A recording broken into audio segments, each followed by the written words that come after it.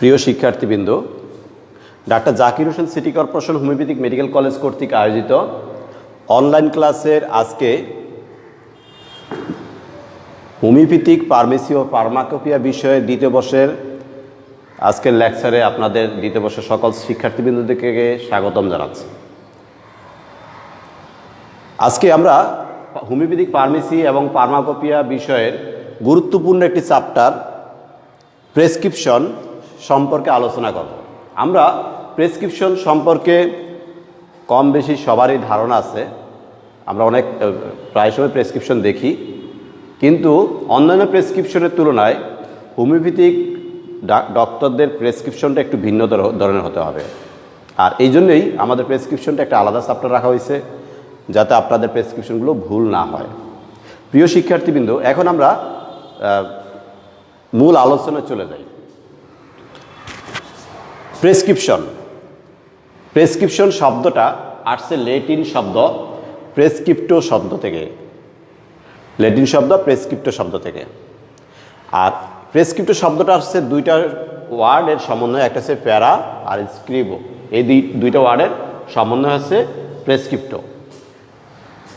প্রিয় শিক্ষার্থীবৃন্দ, এখন আমরা যদি ডেফিনেশনে চলে যাই, একটা প্রেসক্রিপশন এর সংজ্ঞা যদি আমরা বলি, তাহলে সাধারণভাবে আমরা যদি একটু আলোচনা করি, এই বিষয়টা হচ্ছে এরকম যে একটা প্রেসক্রিপশন একজন ডাক্তার থেকে দেওয়া হয় কার জন্য? তার কম্পাউন্ডার অথবা ফার্মাসিস্টদের জন্য। এটার মধ্যে কি থাকবে? একজন কম্পাউন্ডার এবং ফার্মাসিস্টদের জন্য একটা ইনস্ট্রাকশন থাকবে, নির্দেশনা থাকবে। এই নির্দেশনা আলোকে তারা ওষুধটা তৈরি করে দিবে রুগীকে, এবং এর সাথে সাথে রুগীর জন্য কিছু উপদেশ থাকবে, যেমন ওষুধটা কীভাবে খাবে এবং অন্যান্য উপদেশগুলো এই প্রেসক্রিপশনের মধ্যে অন্তর্ভুক্ত থাকে। তাহলে আমরা মূল ডেফিনিশনটা যদি চলে যাই, prescription is written direction given by a physician to his own compounder, অর্থাৎ অর এনি ফার্মাসিস্ট। অর্থাৎ প্রেসক্রিপশনটা হচ্ছে একটা লিখিত নির্দেশনা বা চিকিৎসক কর্তৃক তার নিজের কম্পাউন্ডার অথবা যে কোনো একজন ফার্মাসিস্ট যারা এগুলো সম্পর্কে জানে, প্রশিক্ষিত, for the preparation of medicine, অর্থাৎ ঔষধ তৈরি করার জন্য, অর্থাৎ as well as instruction to the patient about mood of intake. অর্থাৎ এখানে মূল কথা দ্বারা প্রেসক্রিপশনটা হচ্ছে একটা লিখিত ডকুমেন্ট, লিখিত পত্র, যেটা ডাক্তার দ্বারা দেওয়া হয় কম্পাউন্ডার অথবা ফার্মাসিস্ট বরাবর ওষুধ প্রস্তুত করার জন্য, এবং রোগী কীভাবে তা গ্রহণ করবে এটাও এখানে নির্দেশনা থাকবে। আশা করি এই প্রেসক্রিপশনের ডেফিনিশনটা আপনাদের অনেকটাই ক্লিয়ার হয়ে গেছে। এখন একটা প্রেসক্রিপশন তৈরি করতে গেলে কতগুলো পয়েন্ট অত্যন্ত গুরুত্বপূর্ণ, আর এই জন্য এই পুরো প্রেসক্রিপশনটাকে 4টা অংশে ভাগ করা হয়েছে। এই 4টা অংশ থাকলে আমরা একটা আইডিয়াল প্রেসক্রিপশন আমরা এটাকে বলতে পারবো। প্রিয় শিক্ষার্থীবৃন্দ, আমরা যদি ওই 4টা পয়েন্ট একটু দেখি। Difference parts of prescription, an ideal prescription consist of 4 part. অর্থাৎ যে 4টা পার্ট থাকলে আমরা একটা আইডিয়াল প্রেসক্রিপশন বলবো, এটা আমরা নিচে বলতেছি। ফার্স্ট, সুপারস্ক্রিপশন, ইনস্ক্রিপশন, এটাকে বডি অফ প্রেসক্রিপশন বলা হয়। Third, subscription. Fourth, signature. এই হচ্ছে 4টা পার্ট। প্রিয় শিক্ষার্থীবৃন্দ, এখন আমরা দেখব প্রত্যেকটা পার্টে কি কি অংশ থাকতে হবে। সুপারস্ক্রিপশনে পেশেন্ট নেম, অর্থাৎ নেম অফ পেশেন্ট নেম থাকবে, age, sex, address, occupation, sample of Rx, etcetera. অর্থাৎ রুগীর নাম, বয়স, লিঙ্গ, ঠিকানা, অকুপেশন অর্থাৎ পেশা, সিম্বল আরএক্স থাকতে হবে। এই অংশ থাকতে হবে সুপারস্ক্রিপশনে, এই পয়েন্টগুলো থাকতে হবে। আচ্ছা, ইনস্ক্রিপশনে থাকতে হবে চিফ কমপ্লেন, অর্থাৎ রুগী যে কমপ্লেনগুলো করবে এগুলো শর্টলি এখানে উল্লেখ থাকতে হবে। Name of medicine, potency, quantity, বেকেলস, এই পয়েন্টগুলো এখানে থাকতে হবে। প্রিয় শিক্ষার্থীবৃন্দ, এখন ভেহিকেল শব্দটা হয়তো অনেকের কাছে পরিচিত। এখানে চিফ কমপ্লেন অর্থাৎ রোগী যে কমপ্লেনগুলো করবে, নেম অফ মেডিসিন, মেডিসিনের নাম, পটেন্সি, মেডিসিনের শক্তিটা কি থাকতে হবে, কোয়ান্টিটিটা কি পরিমাণ থাকতে হবে। ভেহিকেলটা হচ্ছে বাহক, ওষুধটা খাওয়ার উপযোগী করা, ব্যবহারের উপযোগী করার জন্য একটা বাহক প্রয়োজন এবং সংরক্ষণ করার জন্য একটা বাহক প্রয়োজন। আর যেমন distil water, sugar of milk, এগুলো। প্রিয় শিক্ষার্থীবৃন্দ, এখন 3 নম্বর পয়েন্ট আমরা যদি চলে যাই, সাবস্ক্রিপশন অংশে থাকবে direction two compounder or pharmacist for the preparation of medicine. অর্থাৎ এই অংশের মধ্যে একজন চিকিৎসক তার নিজের কম্পাউন্ডার অথবা একজন ফার্মাসিস্টের জন্য লিখিত একটা ইনস্ট্রাকশন, নির্দেশনা দিয়ে থাকবে। আচ্ছা, কিভাবে সে ওষুধটা তৈরি করবে এই একটা নির্দেশনা এখানে সুন্দরভাবে উল্লেখ থাকবে।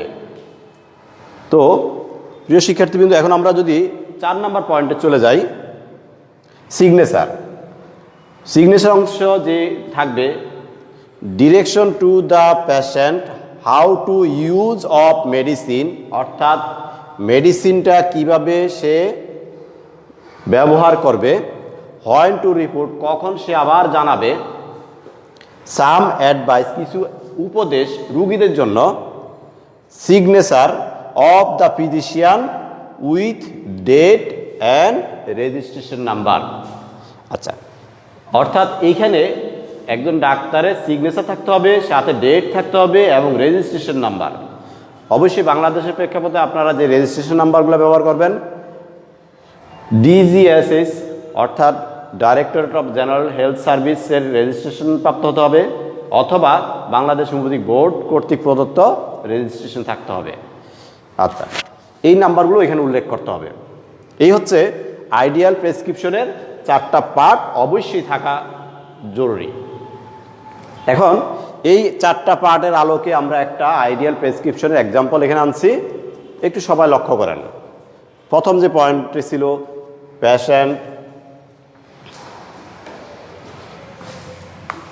প্রিয় শিক্ষার্থীবৃন্দ এখানে একটু লক্ষ্য করেন, patient name Abrar Hasan, age 7 years, sex male, address Firingibazar Chittagong.